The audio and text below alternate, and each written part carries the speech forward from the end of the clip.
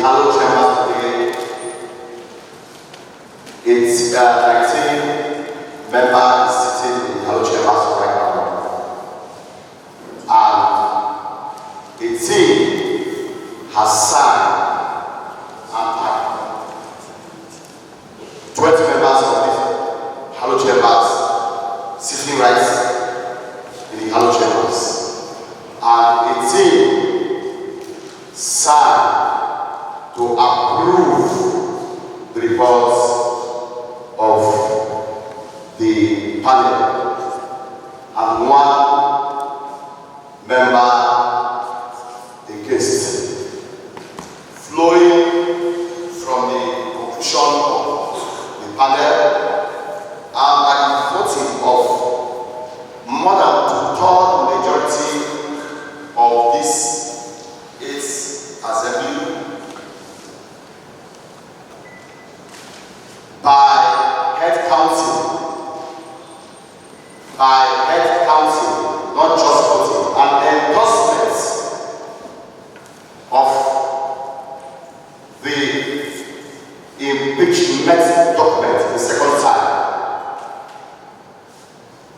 I hereby on my receipt pronounce that the Deputy Governor of Edo State, Right Honorable Shaibu, is hereby impeached.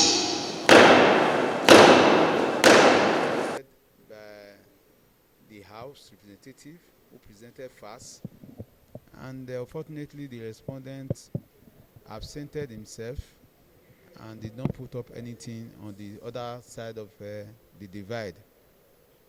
Consequently, the panel came up with a report, and that report was to the extent that of the two allegations that were levied against the respondent, the one bordering on perjury was not proved. The reason being that the intent to give false information was not there. Even though what information that was given is false, but there was no intention to so give, or rather the intention to so give false information was not proved.